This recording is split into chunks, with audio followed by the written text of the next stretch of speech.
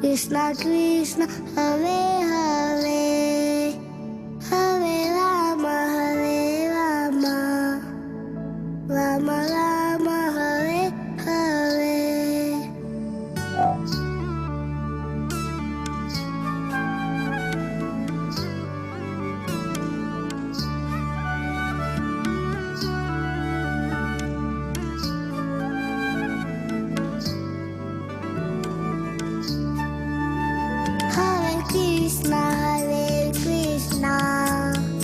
Krishna Krishna Hare Hare Hare Rama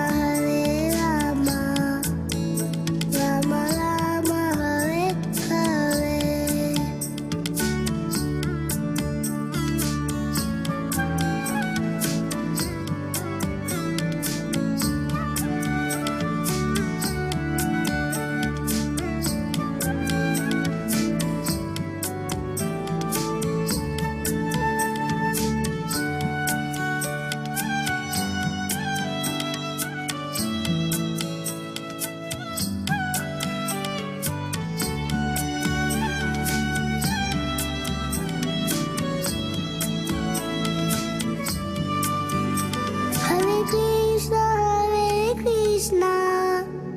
Krishna Krishna Hare Hare Hare Rama Rama Rama Hare Hare. Hare Krishna Krishna Krishna Hare Hare Hare Rama Rama Rama Hare Hare.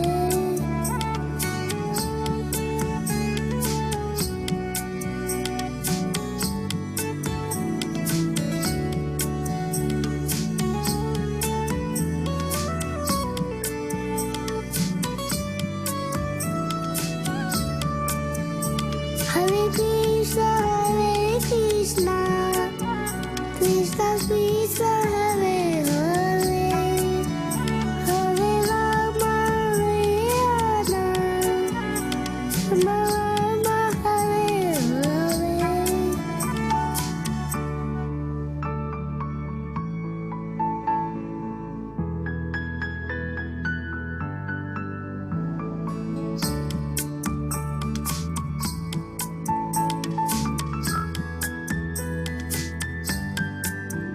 Hare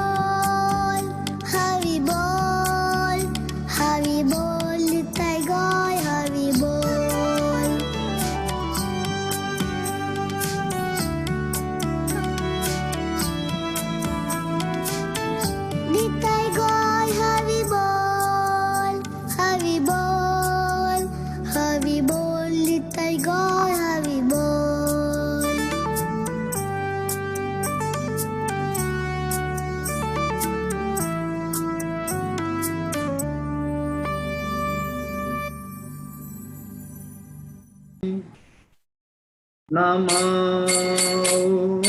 विष्णुपदाय कृष्णपृष्ठाय भूतले श्रीमते भक्ति वेदांत स्वामिन्ति नामिने नमस्ते सरस्वती देवे गौरवाणी प्रचारिणे निर्विशेष शून्यवादी पाश्चात्य देशतारिणे जय श्री कृष्ण चैतन्य प्रभु नित्यानंद श्री अद्वैत गदाधर शिवसदि गौर भक्त वृंद जय श्री कृष्ण चैतन्य प्रभु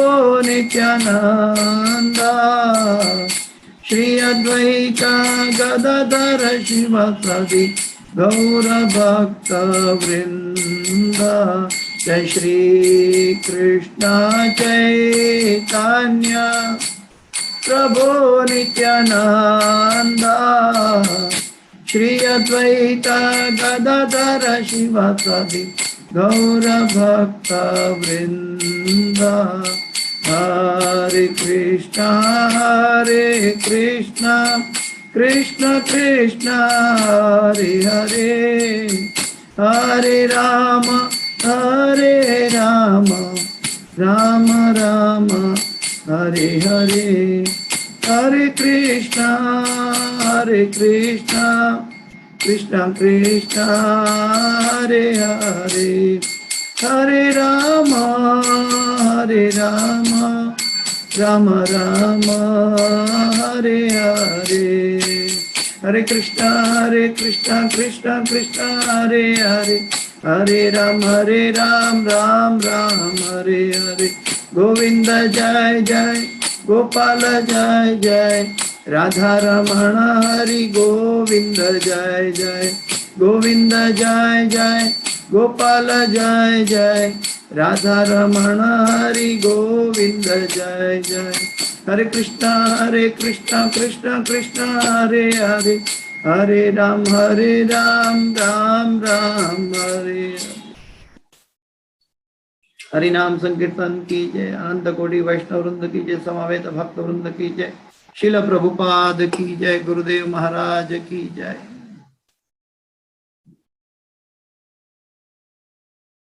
ओम अज्ञानातिमिरान्धस्य ज्ञानाञ्जनशलाकया चक्षुरोन्मिलितं येन तस्मै श्रीगुरुवे नमः। श्रीचैतन्यमनोभीष्टं स्थापितं येन भूतले स्वयं रूप गदा मह्यं ददाति स्वपदान्तिकं। वन्देऽहं श्रीगुरु श्रीयुतापदकमलं श्रीगुरु वैष्णवांश्च श्रीरूपं साग्रजातं सगणा रघुनाथान्वितं तं सजीवं साद्वैतं सावधूतं परिजन सहितं कृष्ण चैतन्य देवं श्री राधा कृष्ण पादां सगणा ललिता श्री विशाखान्वितांश्च। हे कृष्ण करुणा सिंधु दीनबंधो जगत्पते गोपेश गोपिका कांत राधा कांत नमोस्तुते। तप्त कांचन गौरांगी राधे वृंदावनेश्वरी वृषभानुसुते देवी प्रणमामि हरिप्रिये। पंचाकल्पतरुभ्यश्च कृपा सिन्धुभ्यैव च पतितानां पावनेभ्यो वैष्णवेभ्यो नमो नमः। श्री कृष्ण चैतन्य प्रभु नित्यानंद श्री अद्वैत गदाधर श्रीवासादि गौर भक्त वृंद हरे कृष्ण कृष्ण कृष्ण हरे हरे हरे राम राम राम हरे हरे। जतां सुरतो पंगुर मम मंदमते गतिर मत्सर्वस्व पदाम्भोजो राधा मदन मोहन कृष्णाय वासुदेवाय देवकी नंदनाय च नंद गोप कुमाराय गोविंदाय नमो नमः गोविंदाय नमो नमः गोविंदाय नमो नमः नमः पंकजनाभाय नमः पंकजमालिने नमः पंकजनेत्राय नमस्ते पंकजांग्रिये पंचतत्वाकं कृष्ण भक्त रूप स्वरूपकं भक्तावतार भक्ताख्यं नमामि भक्त शक्तिकम्।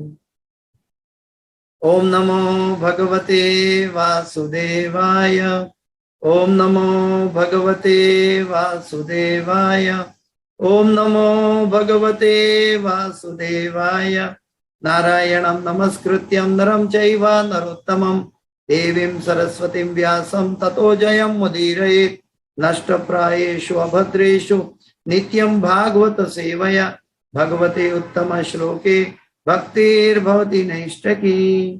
हरे कृष्णा। तो हम भगवत गीता के बहुत दिव्य सब्जेक्ट में यात्रा कर रहे हैं कि जो कि भक्ताष्टक कहलाता है, जो भगवान की प्रसन्नता के लिए होता है।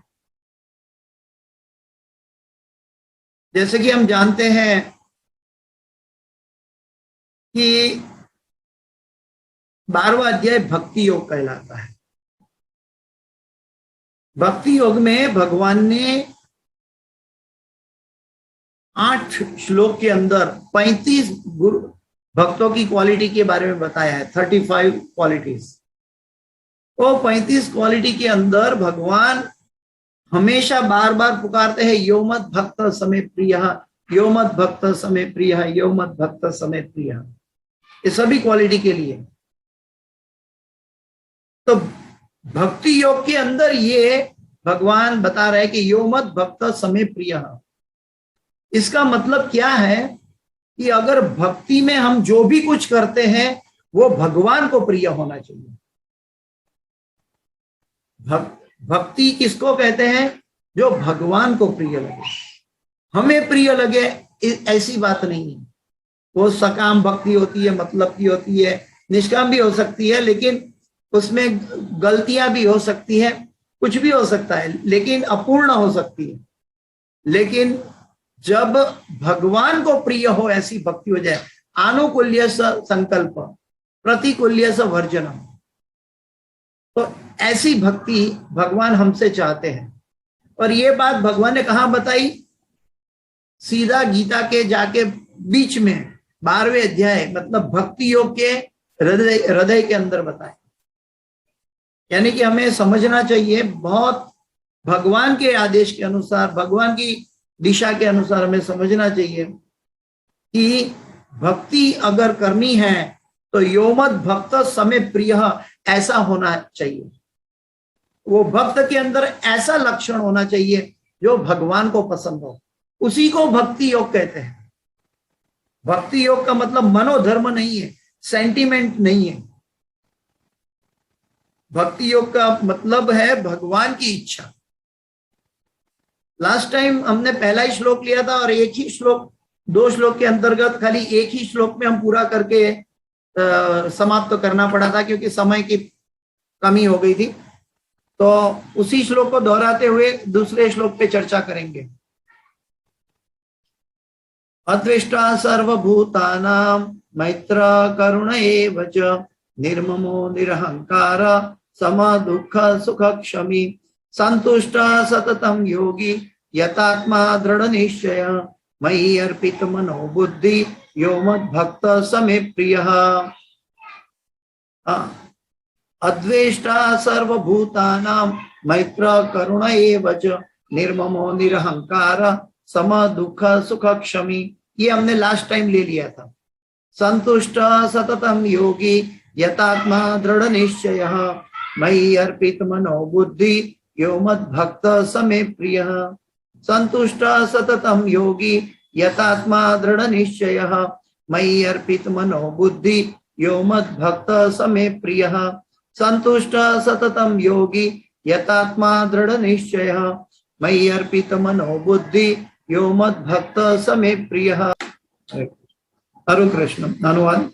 अनुवाद और तात्पर्य भाई इसी भक्ति वेदांत स्वामी शिल प्रभुपाद महाराज की जय। अनुवाद पे जाते हैं। जो किसी से द्वेष नहीं करता लेकिन सभी जीवों का दयालु मित्र है, जो अपने को स्वामी नहीं मानता और मिथ्या अहंकार से मुक्त है, जो सुख दुख में समभाव रहता है, सहिष्णु है, सदैव आत्मतुष्ट रहता है, आत्म संयमी है तथा जो निश्चय के साथ मुझ में मन तथा बुद्धि को स्थिर करके भक्ति में लगा रहता है, ऐसा भक्त मुझे अत्यंत प्रिय है। फिर से मैं एक बार दोहराता हूं अनुवाद। जो किसी से द्वेष नहीं करता है लेकिन सभी जीवों का दयालु मित्र है, जो अपने को स्वामी नहीं मानता और मिथ्या अहंकार से मुक्त है, जो सुख दुख में समभाव रहता है, सहिष्णु है, सदैव आत्मतुष्ट रहता है, आत्म संयमी है और तथा जो निश्चय के साथ मुझ में मन तथा बुद्धि को स्थिर करके भक्ति में लगा रहता है, ऐसा भक्त मुझे अत्यंत प्रिय है। तो ये भगवान का प्रिय, भगवान की प्रिय की डेफिनेशन भगवान बता रहे हैं। लास्ट टाइम हमने तात्पर्य पढ़ा था, तो आज उसी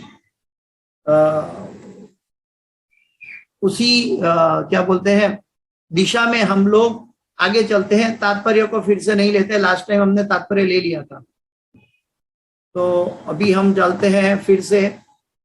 लास्ट टाइम एक ही श्लोक लिया था, अद्वेष्टा सर्वभूतानां मैत्र करुण एवच निर्ममो निरहंकारः सम दुख सुख क्षमी। तो ये हमने लिया था, सम दुख सुख क्षमी। अभी उसके अंदर क्षमी जो है, सम दुख सुख क्षमी, यहां से बाकी था। सम दुख सुख यहाँ पे कहते हैं कि वरिष्ठ भक्तों के बताए हुए दिशा के अनुसार कि हमारे सामने जो भी परिस्थिति आती है वो भगवान की कृपा, भगवान की इच्छा के अनुसार आती है, चाहे सुख हो चाहे दुख हो। भगवान की इच्छा का मतलब है अहम सर्वस्य प्रभवो मत्तः सर्वं प्रवर्तते इति मत्वा भजन्ते माम बुधा भाव संबंध।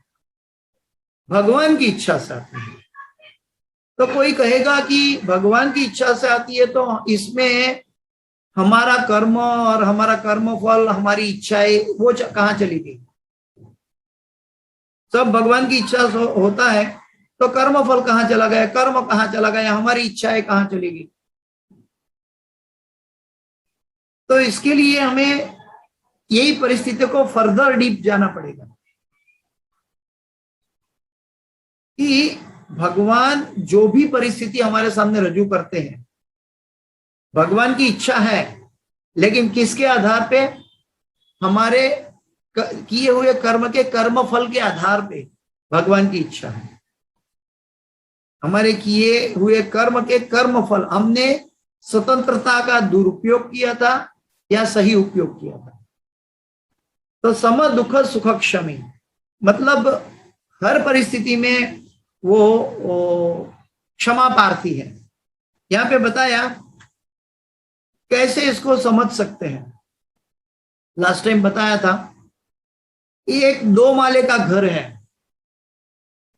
और बाजू में 25 माले का बिल्डिंग है। 2 माले का घर और 25 माले का बिल्डिंग, यह दोनों हमारे सामने है। हमारी आंखों से दिखाई देता है ये 2 माला है, हमारी आंखों से दिखाई देता है ये 25 माला है। अगर हम परिस्थिति के सामने रहेंगे तो हमने परिस्थिति में डिफरेंस दिखाई देगा, ऊपर नीचे दिखाई देगा, दुख सुख दिखाई देगा। परिस्थिति से हम ऊपर उठेंगे तो हम सब बराबर दिखाई देगा।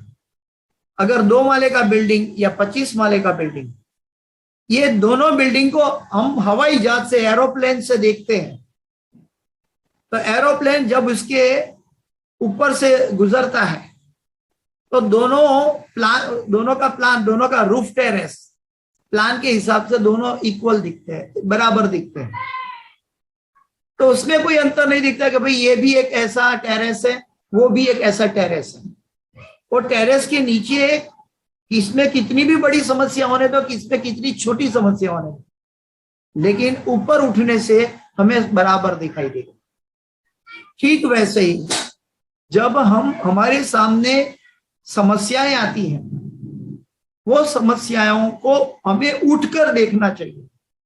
उठने का मतलब क्या है? भौतिक कॉन्शियसनेस से आध्यात्मिक कॉन्शियसनेस, ट्रांसेंडेंटल नजर से देखना है कि भौतिक जगत में भौतिक शक्ति, भौतिक समस्या, भौतिक कार्यकलाप सब भौतिक बुद्धि से, भौतिक विचारों से दिखेंगे तो असमानता दिखाई देगी। कोई 2 माला, कोई 25 माला, कोई छोटी समस्या, कोई बड़ी समस्या। लेकिन इसके अंदर हम ऊपर उठ जाएंगे, भगवान की इच्छा से हो रहा है, हमारे कर्म का फल है, तो हमें समस्या बराबर दिखाई देगा, सब बराबर दिखाई देगा। तो सम दुख सुख क्षमी, वो सम हो जाएगा। दूसरी बात है क्षमा, क्षमी, सम दुख सुख क्षमी। क्षमी यानी क्षमा। अगर हम दूसरे को क्षमा कब दे सकते हैं? जब हमें पता है कि ये जो भी परिस्थिति मेरे सामने गुजर रही है, चाहे किसी का अपराध हो, चाहे मेरा अपराध हो, चाहे दूसरे का अपराध हो, चाहे मेरा अपमान हो, चाहे कोई भी परिस्थिति हो, लेकिन हर परिस्थिति में मुझे क्षमा क्यों करना है? क्योंकि ये मेरे ही पूर्व कर्म का फल लेकर आया है, मेरे ही पूर्व कर्म का फल लेकर आया है, यानी कि इसका बीज मैंने बोया हुआ है। कर्म फल के अनुसार ही हमें प्राप्त होता है। अभी इसको कैसे समझेंगे? भगवत गीता के एक क्लास चल रहा है, कई भक्त बैठे हैं, उसमें से समझो 2 भक्त का एग्जाम्पल ले लो, कोई भी 2 भक्त का। एक भक्त के जीवन में कुछ बड़ी समस्या चल रही है और दूसरे भक्त वो क्लास में आनंद ले रहा है, तो क्लास एक ही चल रहा है, क्लास बराबर चल रहा है, लेकिन एक आनंद में है और एक अपनी समस्याओं की चिंता में है। जब वो उसको समझ में आएगा कि ये समस्या का बीज मैंने कई बार बोया था, तो वो ज्ञानी क्या करेगा? फिर से समस्या का बीज नहीं बोएगा, वो जो समस्या है उसको क्षमा कर देगा। उसको क्या कर देगा? क्षमा कर देगा। क्षमा करने से क्या है कि फिर से हम कर्म की रिसाइकल फिर से रिपीट नहीं करते हैं। किसी ने मुझे चांटा मारा, तो चांटा मारना तो मैं भी दूसरे को चांटा मार सकता हूं, तो चांटा मारने के मिला और चांटा मारने के बाद भी मैं नई समस्या, नया कर्म बना लेता हूं। लेकिन ये चांटा आया है तो कोई ना कोई मेरे कर्म फल है, कोई ना कोई मेरा कर्म गलत बोला गया है, गलत रचा गया है, और ये कर्म फल पूरा हो रहा है। श्रीमद् भागवत हम देखते हैं, श्रीमद् भागवत की रचना कैसे हुई? परीक्षित महाराज के द्वारा। परीक्षित महाराज जो है उन्होंने गलती की थी, और मरा हुआ सांप ऋषि के गले में डाल दिया था, और ऋषि पुत्र ने आके उनको श्राप दिया था कि आज से 7वें दिन तक्षक नाग के आएगा और आपका प्राण हर लेगा। मतलब ये ब्राह्मण पुत्र का श्राप था। अगर चाहते तो सुखदेव गोस्वामी के पास जब गए, अगर वो चाहते, अगर वो ऋषि का उन्होंने अपराध किया था, वो ऋषि जब समाधि से बाहर आए, तो क्योंकि ऋषि भक्त थे इसलिए उन्होंने उसको क्षमा देना चाहा कि मैं ये राजा को क्षमा कर देता हूं क्योंकि उससे गलती हो गई। तो उन्होंने क्षमा देने के लिए दौड़ के वो वापस आए, किसके पास? राजा के पास, परीक्षित राजा के पास। लेकिन परीक्षित राजा ने कहा कि ये तो मेरा एक गलत कर्म था, अगर आप मुझे क्षमा कर देंगे तो इसका दंड मुझे अगले जन्म में भुगतने के लिए आना पड़ेगा। तो उन्होंने कहा कृपया मुझे आशीर्वाद दीजिए, क्षमा, ये मेरा गलत कर्म था, कर्म का फल मुझे मिलना चाहिए, इसी जन्म में मिल जाएगा तो मैं भगवत धाम जा पाऊंगा। तो उन्होंने, बाद में हम जानते हैं कि उन्होंने ऐसे ऋषि मुनि की खोज की कि जिसका मृत्यु 7 दिन में होने वाला है उसको क्या करना चाहिए, और उनसे पूरा श्रीमद् भागवत सुनकर अपने प्राणों को त्यागते समय अपने आप को भगवान में समर्पित कर पाए। मेरे का कहने का मतलब ये है इस क्लास के कनेक्शन में कि क्षमा जब हम नहीं कर पाते हैं तब हम कर्म लेकर साथ चलते हैं, और कर्म की श्रृंखला हमारा जन्म मृत्यु का जरा व्याधि का कारण बन सकती है। वर्तमान परिस्थिति को स्वीकार कर हमें आगे के लिए सोचना चाहिए। लेकिन इसके साथ साथ इसका मतलब ये नहीं है कि हमें अपना आत्मरक्षण नहीं करना चाहिए। आत्मरक्षण चाहे हम कर सकते हैं। अर्जुन ने महाभारत के युद्ध में आत्मरक्षण के लिए भगवान ने कहा कि तुम तुम्हारा धर्म का रक्षण के लिए कर रहे हो, तो इसलिए तुम्हें ये हक है महाभारत के लिए। तो आत्मरक्षण करना है, हमारा स्वधर्म है। तो स्वधर्म का त्यागना का मतलब डरपोक नहीं बनना है। मेरा कहने का तात्पर्य यह है कि हमें किसी के प्रति द्वेष और ईर्ष्या से इसको रिएक्ट नहीं करना है, रिस्पॉन्ड करना है। परीक्षित महाराज ने परिस्थिति को रिस्पॉन्ड किया। एक गेंद, एक दड़ा, एक बॉल हम जितनी ताकत से दीवार पर फेंकते हैं उतनी ही ताकत से हमारे सामने वापस आता है, और उसी दिशा में वापस आता है जहां से वो फेंका गया था। ठीक वैसे ही कर्म का हिसाब भी ऐसा है कि जैसा हमारा कर्म था ऐसा ही हमारा कर्म फल है, चाहे वो हमें चाटा के रूप में आए। प्रकृते क्रियमाणानि गुणे कर्माणि सर्वशः अहंकार विमूढ़ात्मा कर्ता हम इति मन्यते। जब हम अपने आप को कर्ता नहीं मानेंगे तो हम समझ पाएंगे ये प्रकृति जन्य है और प्रकृति भगवान के अंडर में काम करती है, और इसके लिए मुझे विचलित नहीं होना चाहिए। आगे भक्त जो होता है उनसे अगर गलती हो जाती है तो वो क्षमा मांगता भी है और क्षमा कर देता भी है। He gives forgiveness यानी ही क्या बोलते हैं कि वो क्षमा मांग भी लेता है। उनसे गलती हो गई तो क्या करता है, वो क्षमा मांगता भी है और देता भी है। इससे क्या होगा कि हमारा कर्म की साइकिल, कर्म फल की साइकिल श्रृंखला है वहां शांत होने के लिए आ जाएगी।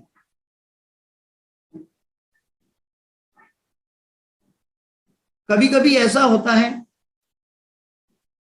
कि कोई कर्म हमने इस जन्म में नहीं किया है, पूर्व जन्म में किया हुआ कर्म है, लेकिन इसका फल हमें इस जन्म में मिलता है। तो हमें दिखाई देता है, हम इस जन्म में इस शरीर में दिखाई देता है कि मैं तो निर्दोष था। भगवान के दरबार में कोई निर्दोष को सजा नहीं मिलती। अगर निर्दोष को सजा मिल रही है इसका मतलब उसका कर्म फल जागृत हुआ है। तो भगवान के घर देर है, अंधेर नहीं है। गलती है, कुछ समय कर्म फल प्रकट होने के लिए संचित कर्म है, वो फलीभूत होने के लिए समय लगता है। आगे क्षमा और कौन दे सकता है? जिसके पास एक चीज है जो क्षमा कर सकता है वो क्षमा दे सकता है। इसका मतलब क्या है कि जिसके पास पैसा है वो दान कर सकता है, जिसके पास आनंद और प्यार है वो दूसरों को भी आनंद और प्यार दे सकता है। और जिसके पास भक्ति और क्षमा है वो भी भक्ति और क्षमा दे सकता है। तो क्षमा का मतलब है हमें परिस्थिति को ऊपर उठकर देखना है, साथ साथ ये भी देखना है कि हमें कर्म फल की श्रृंखला को पूरा करना है। तो जब तक हमारी इच्छाएं पूरी नहीं होती, दूसरों हमारी इच्छा से विरुद्ध जाते हैं, तो हमारे मन में जब दुख पैदा होता है तो वो दुख ही द्वेष का बीज है, जो हमारा जन्म मृत्यु जरा व्याधि का कारण है। लेकिन वो परिस्थिति जो हमारे सामने खड़ी हुई, जो हमें पसंद नहीं है, वो परिस्थिति में भी हमें क्षमा कर देना चाहिए। परिस्थिति के अंदर मतलब उस व्यक्ति को या उस परिस्थिति को हमें सहज स्वीकार करना चाहिए।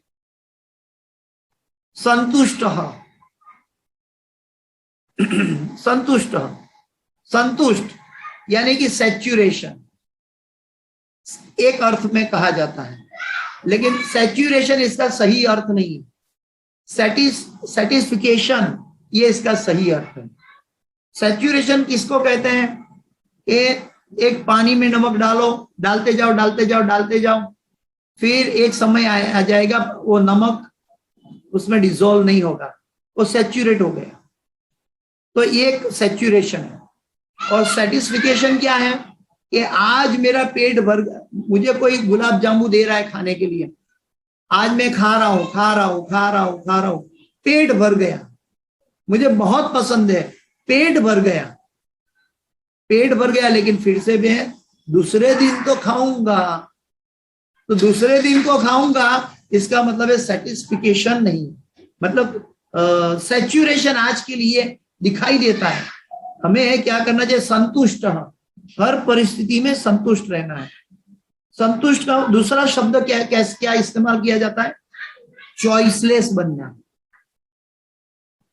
चॉइसलेस यानी कि हर परिस्थिति को हमें डिक्टेट नहीं करना है।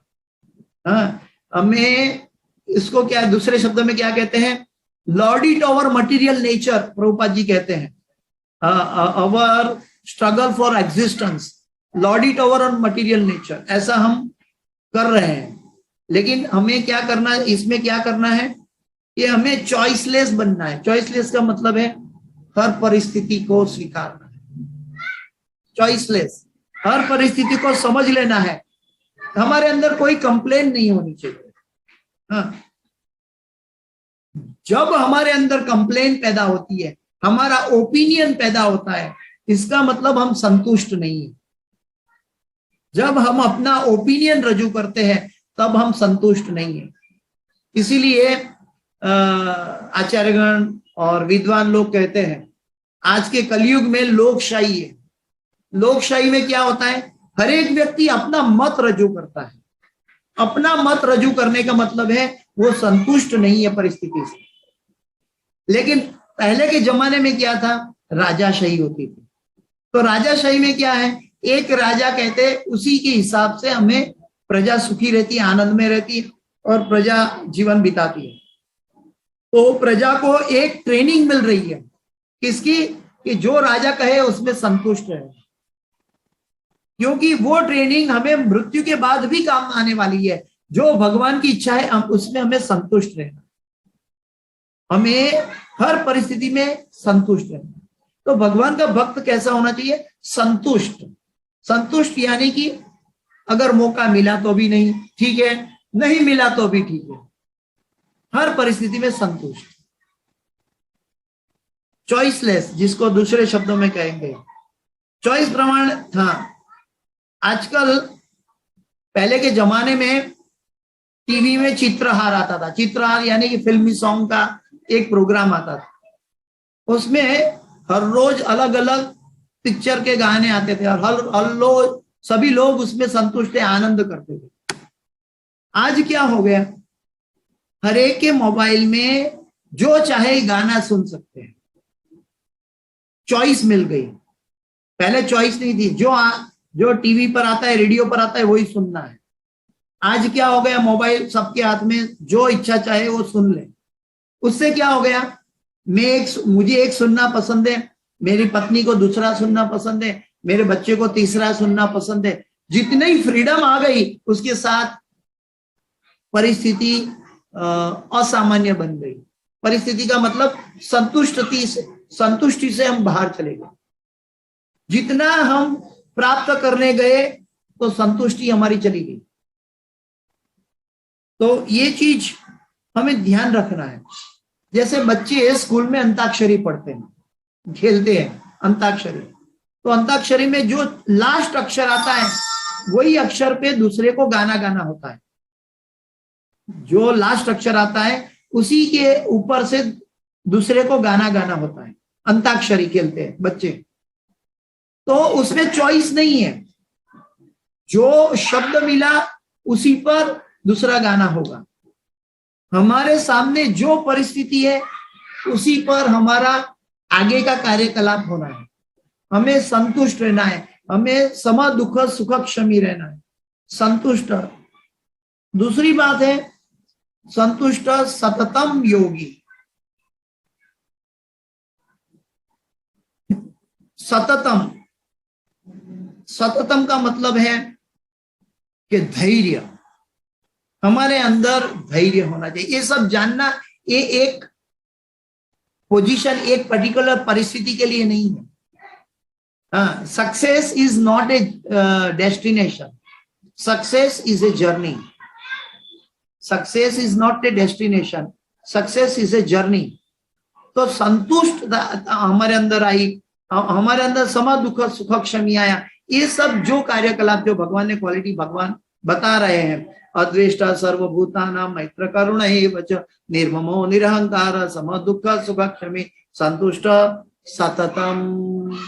सततम का मतलब है एंडलेस।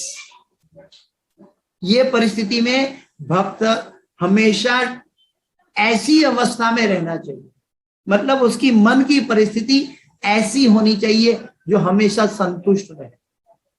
वो ऐसा नहीं कि एक परिस्थिति, प्रभु जी आपने मेरा इंसल्ट किया और मैं चुप रह गया, मैं कुछ जवाब नहीं दिया, मैं आपने जो बोला उससे मैं संतुष्ट हूं, मैंने दिखावा कर दिया तो अभी मैं संतुष्ट हो गया, अभी भगवान का प्रिय हो गया। ऐसा नहीं, सततम, हर परिस्थिति में, हर क्षण, आने वाली दूसरी सेकंड में जो परिस्थिति मेरे सामने खड़ी होने वाली है उसके साथ भी। ये मैं आपको कह रहा हूं, लेकिन भगवान हम सबको कह रहे हैं। ये एक एक क्वालिटी क्यों हम इतनी एनालिसिस कर रहे हैं? क्योंकि यो मद भक्त समे प्रिय। हमारी यात्रा भगवान को प्रिय करने, भगवान को प्रिय होने के लिए, और इसी को भक्ति योग कहलाता है। भक्ति का मतलब है यो मद भक्त समे प्रिय। आगे एक व्यक्ति था, एक एग्जाम्पल दिया है, साधु के पास आया और साधु को बोलता है क्या करे, हमारे घर में जगह ही नहीं है, हम 4 लोग रहते हैं लेकिन 2 बेडरूम है, जगह नहीं है। हर घर में ऐसा, जैसे एक रूम वाले को लगता है मेरे घर में 2 रूम का घर होता तो अच्छा होता, 2 रूम वाले का घर होता है तो उसको लगता है 3 रूम का घर होता तो अच्छा हो जाता, 3 रूम का घर होने वाले को लगता है अगर 4 रूम वाला घर होता तो अच्छा होता, 4 रूम वाले घर वाले को लगता है मेरे पास बंगलो होता तो अच्छा होता, क्योंकि फ्लैट में आगे पीछे जगह नहीं मिलती है, मैं कुछ गार्डन बना सकता। मतलब ये परिस्थिति जो है भौतिक जगत में, ये एंडलेस सिचुएशन है। भौतिक विचार जो चर्म चक्षु से दिखाई देती है। हाँ, इसके लिए एक साधु ने एक भक्त को जवाब दिया। एक भक्त ने कहा, साधु के पास जाके कहा कि मेरे घर में जगह नहीं। तो साधु कहता है ऐसा करो, आपके घर में 2 कमरा है ना, ठीक है, तो मेरे पास 2 गाय हैं, वो 2 गाय ले जाके आप अपने पास रख लो तो तुम्हारा काम हो जाएगा। अभी वो व्यक्ति साधु के पास से 2 गाय लेकर, 2 गाय लेकर गया और अपने घर में देखा कि अभी मैं कहाँ रखूं ये 2 गाय को, उनको तो एक कमरा देना पड़ेगा। तो उन्होंने कैसे भी वो गाय को रखने के लिए एक कमरा खाली करके एक कमरे में गाय रखी, फिर रहने लगा। फिर थोड़े दिन के बाद फिर से साधु के पास आए, आपने तो बोला था मेरी परिस्थिति सुधर जाएगी, परिस्थिति सुधरती नहीं है, 2 गाय है और हम एक कमरे में रहते हैं, क्या करें। साधु कहता है ऐसा करो और 2 गाय ले जाओ। वो और 2 गाय ले गया, जाके रखो अपने पास। तो उसके पास जगह नहीं रही, उसको वो रूम भी खाली करना पड़ा और उसमें गाय को 2 रूम में 4 गाय को समा दिया। फिर उनके पास जगह रही, खाली किचन की रह गई और कुछ वरांडा रह गया, उसके पास जगह नहीं थी। और उसको समझ में आया, फिर वो साधु के पास आया कि आप बोल रहे हैं कि आप गाय 2 दिया 4 दिया, आप बोला कि मेरी परिस्थिति सुधर जाएगी, लेकिन सुधरती नहीं है साधु जी। साधु महाराज कहते हैं ठीक है, ऐसा करो 4 गाय वापस ले आओ मेरे पास। तो साधु उनको बोलता है 4 गाय वापस ले आओ, और खुशी खुशी 4 गाय को वापस लेके साधु को दे देता है। फिर बोलता ठीक है अभी तुम जाओ। फिर वो देखता है अरे अभी तो जगह ही जगह है, जो जगह उनको 2 रूम में कम लगती थी, जब जगह कम हो गई तो 1 रूम हो गया, फिर जगह कम हो गई तो रूम से बाहर आ गए, फिर उसको 2 रूम दे दिया गया। उसको लगा अरे जगह हो गई। तो ये चीज हमारे जीवन में भी होना चाहिए कि जब हम हर परिस्थिति में, हर समस्याओं में अगर हम असंतुष्ट रहेंगे तो हम संतुष्ट सततम योगी नहीं कहलाए। तो हमें असंतुष्ट नहीं रहना है, हर परिस्थिति में हमें आनंद जुटाना है। मुझे याद है मेरे शिक्षा गुरु की बात, कुछ सालों पहले की बात है। नया नया मैं गल्फ कंट्री में गया था, तो नया नया गया था तो मेरे पास कार नहीं थी, बाद में कार आई, शुरू में कार नहीं थी। और उस समय मुझे वीकेंड में हर सैटरडे संडे जैसे हम मंदिर जाते हैं वैसे वहां थर्सडे फ्राइडे मंदिर जाते थे गल्फ कंट्री में। तो मेरे पास वहां तो जाने के लिए बस ऐसा समस्या सीधा नहीं मिलता है, तो मुझे चाहिए था कुछ व्हीकल है तो मैं जा सकूं। तो मेरे शिक्षा गुरु मुझे लेने के लिए आते थे, तो उनका परिवार है, फिर मेरा परिवार है, हम सब एक कार में बैठ के जाते थे और मंदिर जाते थे। फिर मैंने मेरे शिक्षा गुरु से कहा प्रभु जी मैं आपको तकलीफ दे रहा हूं, क्षमा करना, कार में जगह नहीं है, फिर भी हम सब इतने साथ इकट्ठे मिलके जाते हैं, लेकिन कार में जगह नहीं है, फिर भी हमें इतने साथ इतने लोगों को भर के जाना पड़ता है। तो मेरे शिक्षा गुरु ने बहुत सुंदर जवाब दिया जो मैं आज तक नहीं भूला और ना भूलूंगा। उन्होंने कहा जगह कार में नहीं, जगह हमारे दिल में होनी चाहिए, जगह हमारे हृदय में होनी चाहिए, कि हमारे हृदय में भगवान की भक्ति की लिए हमारे हृदय में जगह है, या भक्तों को भगवान को मिलाने के लिए हमारे हृदय में जगह है। तो ये कार की जगह का क्या गिनना, क्या देखना, ये तो चमड़े की चक्षु देख रही कि कार में जगह नहीं। अगर हृदय में और मन में जगह है तो हम जरूर भगवान की सेवा, भगवान के मंदिर में भगवान के भक्तों को इकट्ठा कर सकते हैं। तो ये एक बहुत सुंदर उदाहरण था। प्रॉब्लम क्या है, जो चीज हमारे पास होती है वो हमें नहीं दिखती है, जो दूर है वो मिलती नहीं है, जो पास है वो दिखती नहीं है। मेरे पास एक करोड़ हो गया तो मुझे लगता है उसके पास तो 2 करोड़ है। मेरे 1 करोड़ का संतोष नहीं है, 2 करोड़ को ढूंढने जाता हूं। और किसी के पास 10 करोड़ है, मुझे दिखता है लेकिन मेरे पास हो नहीं सकता। तो इच्छा की बात करें तो इच्छा ऐसे भ्रमित हो जाती है इस जगत के अंदर। इच्छा के लिए हमें बहुत सावचेत रहना है। हमारे लिए कल क्या आवश्यकता होने वाली है भगवान ने आज हमें पहुंचा दिया है, ये हमको पूरी तरह भरोसा होना चाहिए। नरसिंह मेहता को दूसरे दिन बेटी का शादी था अगले दिन उनके पास कुछ नहीं था, लेकिन उनको गिरधारी के ऊपर, भगवान के श्यामल शाह के ऊपर पूरा विश्वास था कि मेरा श्यामल शाह, मेरा गिरधारी जरूर आएगा और जरूर पहुंचाएगा। विश्वास, ये अंधविश्वास नहीं है, ये भक्ति की प्रबलता है। ये भक्ति भक्त का हक है, शुद्ध भक्त का हक है। जब तक हम शुद्ध भक्त नहीं है, हम ऐसा बाह्य दिखावा नहीं कर सकते, और बाह्य दिखावा करेंगे तो कुछ मिलने वाला भी नहीं, क्योंकि हमारे अंदर वो परिपक्वता नहीं।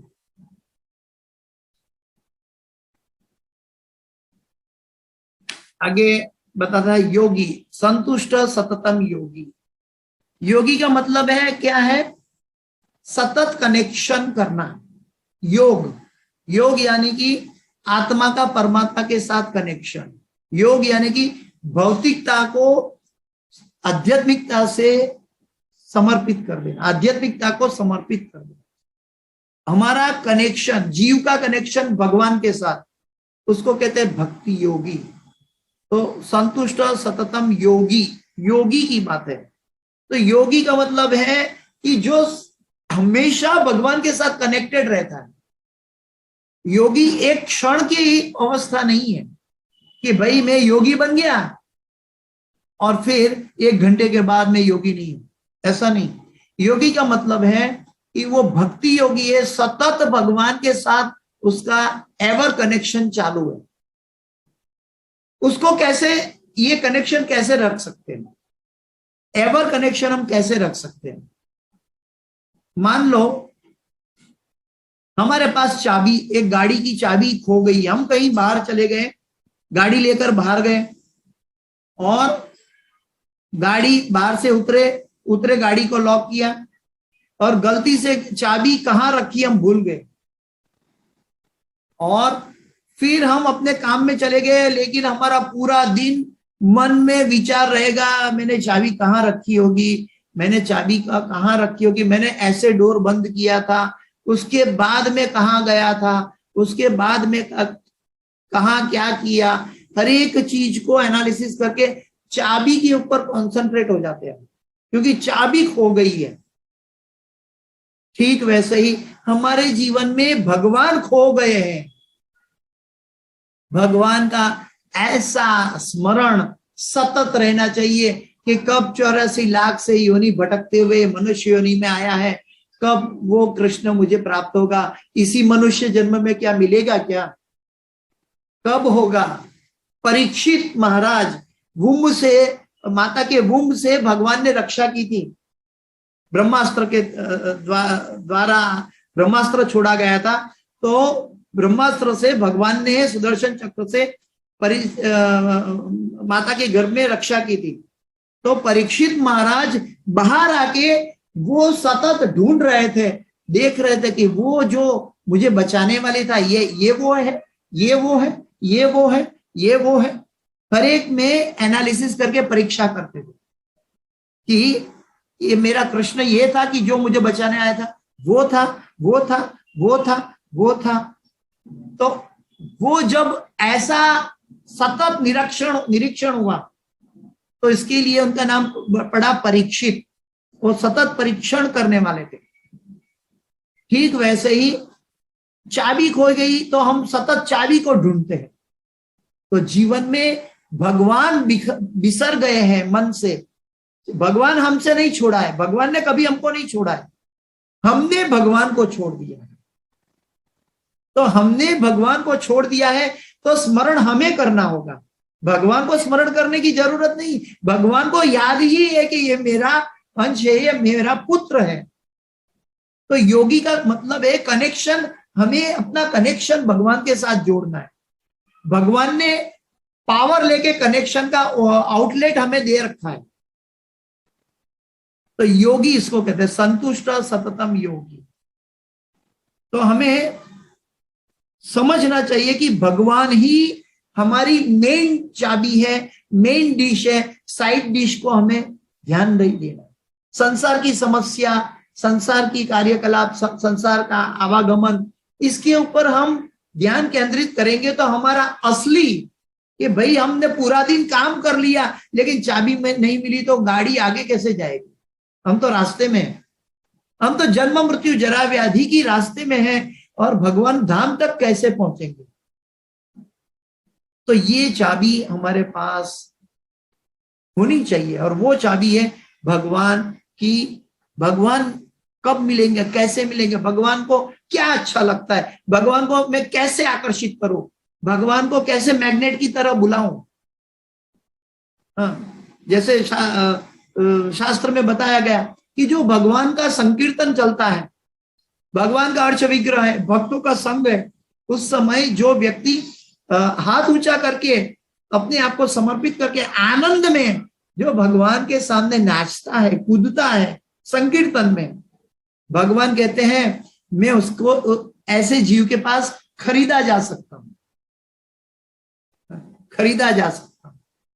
अरे प्रभुपाद जी ने हमें ऐसा धन प्राप्त कर दिया जो पूरे अरबी समुद्र में, पूरे अटलांटिक ओशन, पैसिफिक ओशन के अंदर एक ऐसा मोती है कि जो मोती प्राप्त करने से भगवान प्राप्त हो जाएंगे, और वो मोती हमें दे दिया है।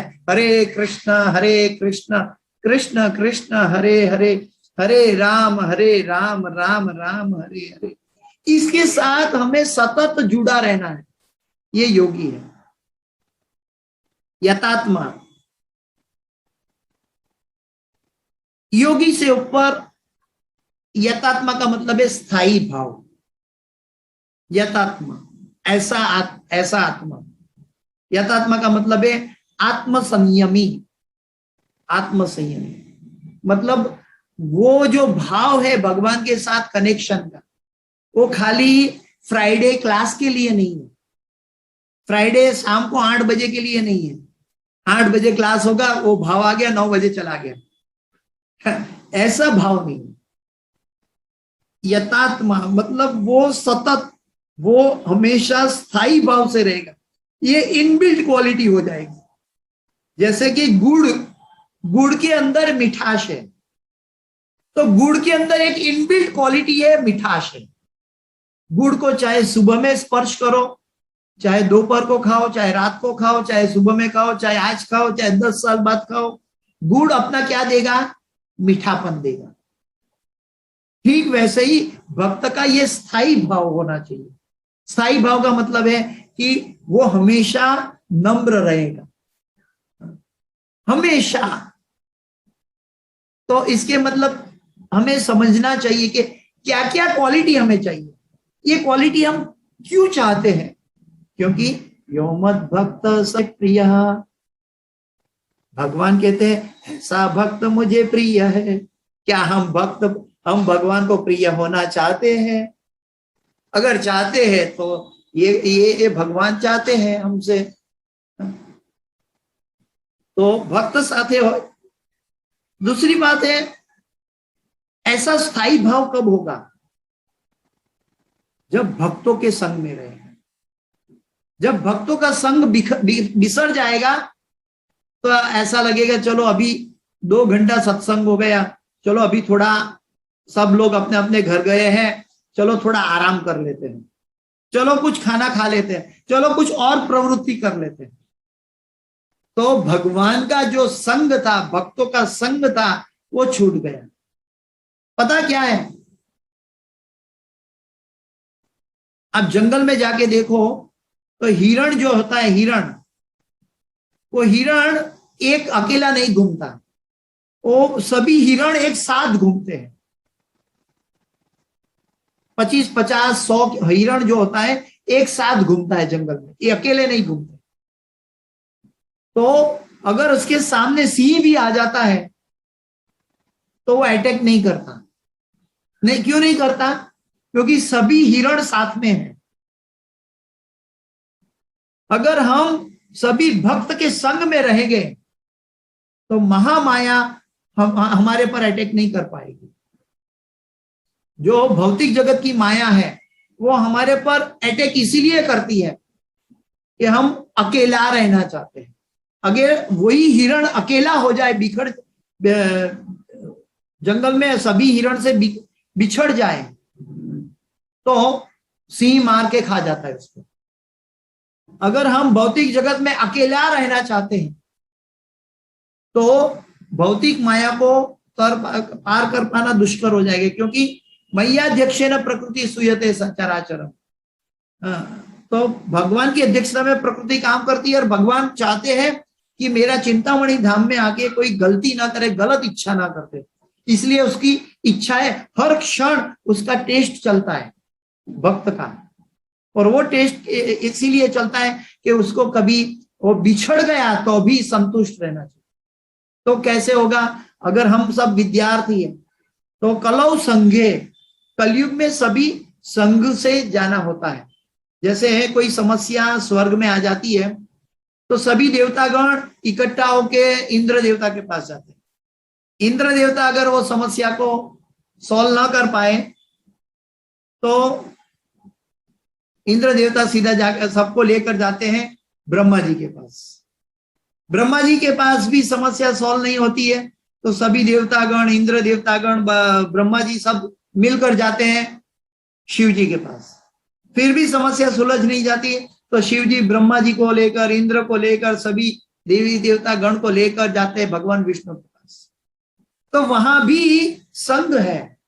जब तक संग नहीं है, एक उंगली में ताकत नहीं है, लेकिन 5 उंगली एक साथ काम करती है तो ताकत आ जाती है, हम पकड़ने की शक्ति आ जाती है। एक उंगली जो नहीं पकड़ पाती वो 5 उंगली मिलकर पकड़ लेती है।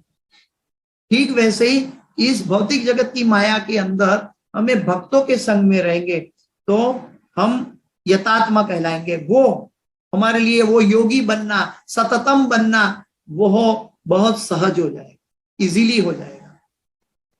संतुष्ट सततम योगी यथात्मा दृढ़ निश्चय। दृढ़ निश्चय, ये एक एक शब्द हमारे लिए बहुत कीमती है, याद रखना। ये क्लास, ये श्लोक 8 श्लोक नहीं है, 8 श्लोक के अंदर एक एक शब्द हमारे लिए बहुत कीमती है। कीमती इसीलिए है क्योंकि हम भगवान को प्रेम करना चाहते हैं।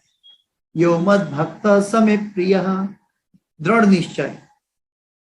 हमारी भौतिक इंद्रिया तो जैसे आंख खोलते हैं आजू बाजू देखते हैं क्या हो रहा है, गर्मी है, ठंडी है, हवा चल रही है, पसीना आ रहा है, आवाज करता, आवाज है नहीं है, क्या परिस्थिति है, मुझे क्या काम करना है। जैसे ही हमने बाह्य चक्षु खोले, बाह्य विचलित इंद्रिय तृप्ति की समस्याओं का विचार, भौतिक समस्याओं का विचार आने लगता है।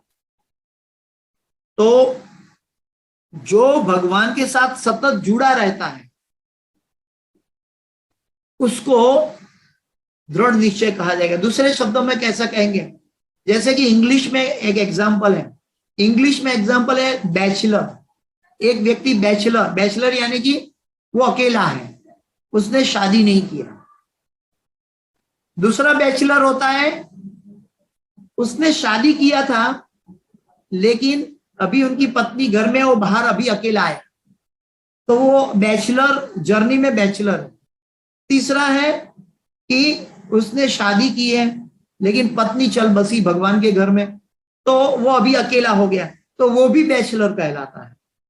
तो तीनों बैचलर, जब अनमेरिड था तो भी बैचलर था, शादी किया और फिर अकेला रह गया तो अभी बैचलर है, और फिर भी उसकी परिस्थिति पत्नी से अलग हो गई तो अभी बैचलर है। तो दृढ़ निश्चय का मतलब है अनमेरिड बैचलर। शब्द को देखिए, बैचलर स्वयं अपने आप में अकेलापन कहलाता है, निर्दिष्ट करने के लिए है, लेकिन अनमेरिड बैचलर कहते हैं तो उसका मतलब है कि वो स्पेसिफिक बैचलर है, वो अकेला है। यानी कि दृढ़ निश्चय का मतलब है कि एक हमने निश्चय किया, लेकिन जब हमारा निश्चय काम नहीं करता तो हमें क्या करना चाहिए। हमने कोई निश्चय किया है जीवन में लेकिन वो काम नहीं चल रहा है, कुछ और चल रहा है, हमारी इच्छा के अनुसार नहीं चल रहा है, तो हमें क्या करना चाहिए। हमें आनंद लेना चाहिए कि भगवान के निश्चय के अनुसार काम चल रहा है। क्या करना चाहिए, भगवान के निश्चय के अनुसार काम चलना चाहिए। हम सर्वस्य प्रभवो मत्तः सर्वम प्रवर्तते। जब भगवान के निश्चय के अनुसार काम चल रहा है तो मेरा निश्चय नहीं चल रहा है। तो जब भगवान का निश्चय है तो वही मेरा दृढ़ निश्चय है। सामान्य लोग, अज्ञानी जन क्या करते हैं, उनकी इच्छा के अनुसार नहीं चलता तो क्या होता है, दुखी हो जाता है। और दुख क्या है, दूसरे शब्दों में एनालिसिस करें तो भगवान के द्वारा भेजा गया जो कर्म फल का जो वर्तमान परिस्थिति है उसका मैं विद्रोह कर रहा हूं, उसको उसके सामने आंदोलन कर रहा हूं, विद्रोह कर रहा हूं। तो दुख का मतलब है मैं भगवान का दिया हुआ स्वीकारने के लिए तैयार नहीं हूं। तो दृढ़ निश्चय का मतलब है कि जो परिस्थिति है उसको हमें स्वीकार लेना है। प्रहलाद महाराज हर परिस्थिति को स्वीकारा, ऐसा नहीं कि कल ऐसा किया था मेरे पिता ने, अभी तो मैं मान जाता हूं, ओम हिरण्यक्षाय नमः बोल देता हूं, ऐसा नहीं कहा उन्होंने। ओम नमो भगवते वासुदेवाय, उन्होंने दृढ़ निश्चय के लिए प्रहलाद महाराज से अतिरिक्त हम क्या कह सकते हैं। चाहे आग में डालो, पर्वत से गिराओ, कुएं में डालो, सर्पों के कुएं में डालो, जहर पिला दो, लेकिन उनके अंदर इतनी दृढ़ता थी, दृढ़ निश्चय किसके प्रति, कि भगवान जो भी करवाएगा, जो भी परिस्थिति आएगी, भगवान मेरा अकल्याण नहीं कर सकता, भगवान मेरा अकल्याण नहीं कर सकता। चाहे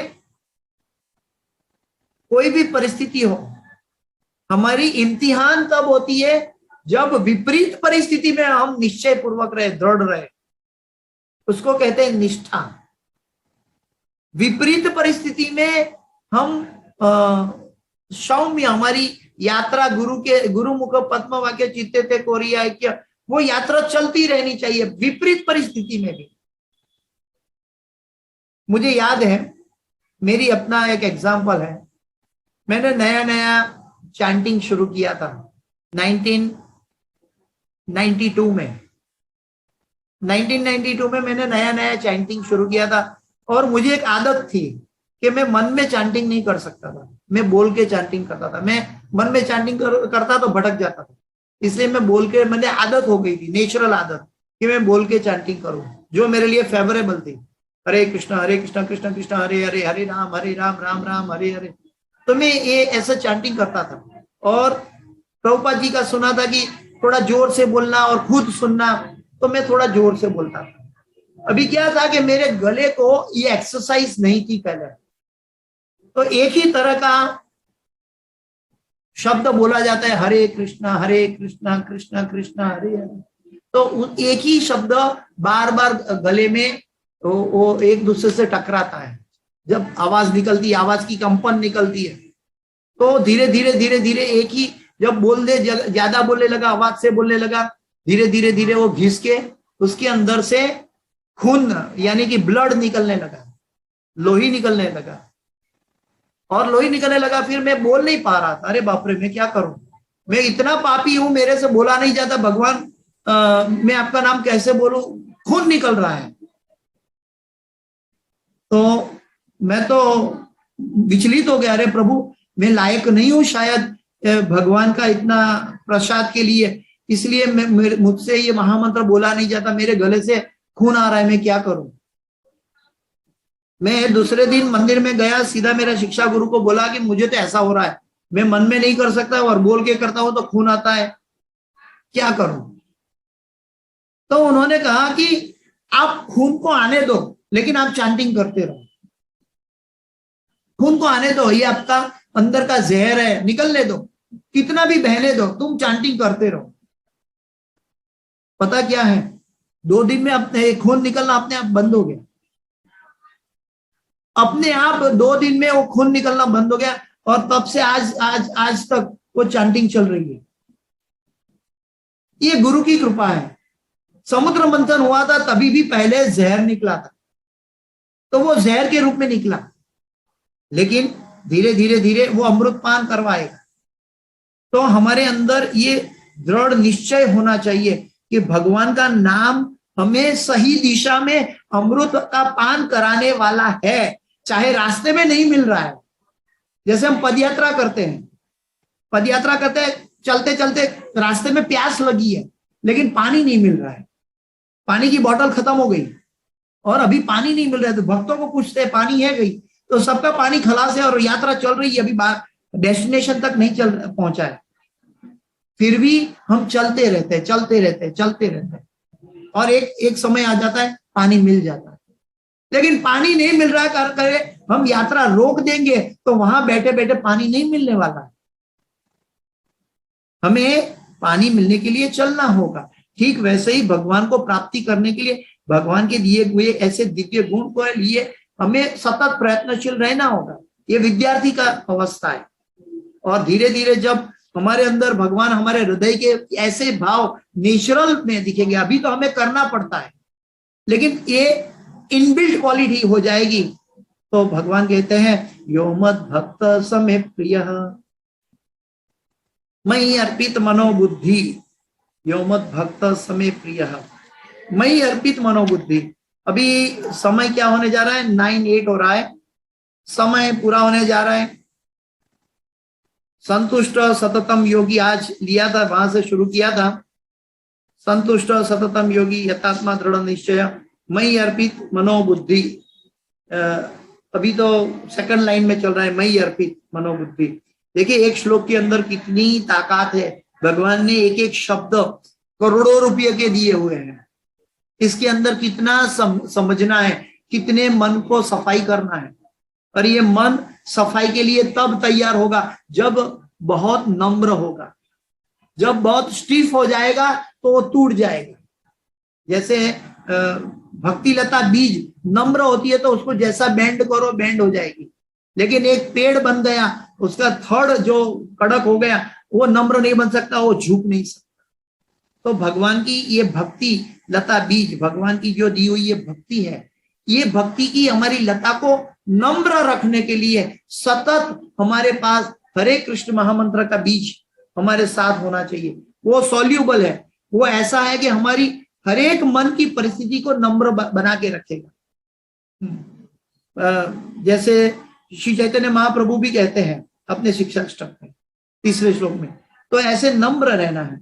नम्र रहेंगे तो क्या होगा कि हम भगवान की दी हुई सूचना को समझने की बुद्धि आएगी, क्षमता आएगी, धैर्य आएगा और उस दिशा में चलने की इच्छा होगी। इच्छा होगी तो भगवान गुरु भेजेंगे, गुरु से ज्ञान मिलेगा, ज्ञान मिलेगा तो हम समस्या से उठेंगे, समस्या से उठेंगे तो फिर धीरे धीरे भक्तों के संग में जाएंगे और धीरे धीरे धीरे धीरे धीरे हम भगवान के धाम जा सकते हैं। गीता में भगवान ने 10:10 में कहा है, गीता का 10वां अध्याय 10वां श्लोक, उसमें भगवान कहते हैं कि जो तेषां सतत युक्ता नाम भजताम प्रीति पूर्वकम ददामी बुद्धि योगम तम येन माम उपयान्ति।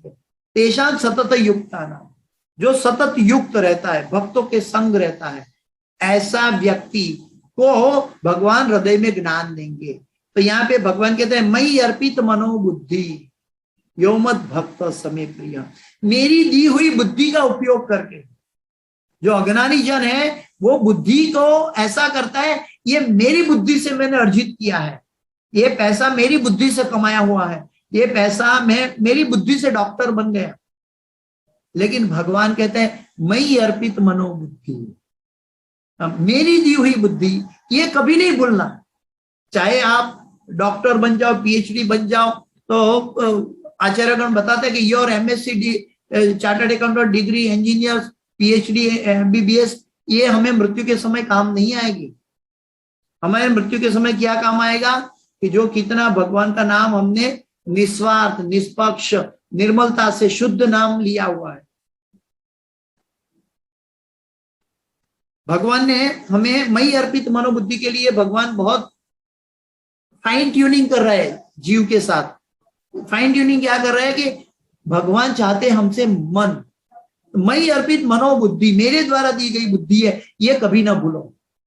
यानी कि कोई भी परिस्थिति को हम सुलझाव कर दे तो उसके लिए हमें बढ़ावा अपने आप नहीं लेना है, ये भगवान ने रास्ता दिखाया, इसलिए मैं परिस्थिति से बाहर आया हूं। तो हमें गर्व लेना नहीं चाहिए। और साथ साथ मयि अर्पित, भगवान ने क्या कहता है, यम यम आपकी शरण भाव, वहां भी मन की बात कह रही है। तो हमारा सूक्ष्म शरीर है, उसके अंदर भी जो कार्यकलाप चल रहा है वो उसको अंदर भी हमें भगवान की क्या बोलते हैं उपस्थिति को देखना है, भगवान का हाथ देखना है। मई अर्पित मनोबुद्धि, जैसे हमारे आचार्य गण कहते हैं भजहु रे मन श्री नंदन नंदन अभय चरणारविंद रे। भजहु रे मन, मन वो मन को कह रहे हैं। मन को क्या कहना है? भजहु रे मन श्री नंद नंदन, हमें नंद नंदन के चरणों को भजना है। तो आचार्य गण भी हमें ये दिखाता है कि हमारे मन को कहाँ ले जाना है।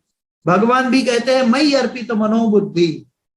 तो ये चीज से हमें सावचेत रहना है, नहीं तो मन क्या करता है। 5 मिनट और रहता हूं।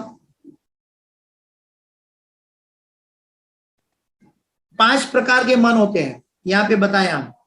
एक डोंकी माइंड, गधा जैसा मन, गधा जैसा मन जो लेजी होता है, उसको कुछ करना पसंद नहीं आता, गधा जैसा। फिर दूसरा होता है मंकी माइंड, वो चंचल होता है, इधर उधर भटकता रहता है। बटरफ्लाई माइंड, वो क्या बोलता है, वो हवा में उड़ता रहता है। हाँ, उसका कोई बेस नहीं है, वो उड़ता रहता है बटरफ्लाई की तरह। दूसरा होता है एकाग्र माइंड। एकाग्र माइंड में क्या है कि भगवान की भक्ति एकाग्रता से कर लेता है, लेकिन फिर वापस उससे छूट जाती है। एकाग्र होता है, फिर एकाग्रता चली जाती है, कभी बाहर आ जाता है, कभी एकाग्रता में चला जाता है। वो एकाग्र है।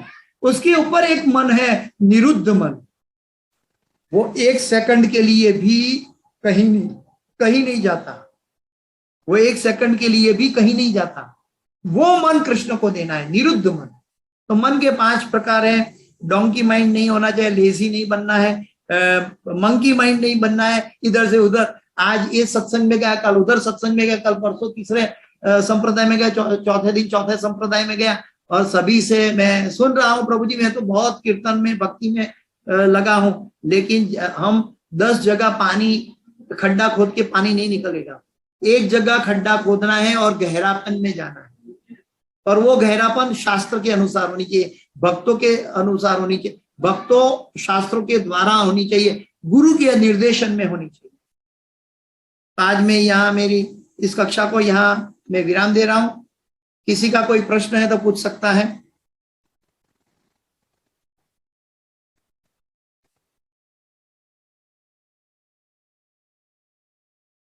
अगर नहीं है तो यहाँ समय की पाबंदी से मुझे विराम देना पड़ रहा है। आगे हम बाद में चलते रहेंगे जब तक पूरा नहीं होगा।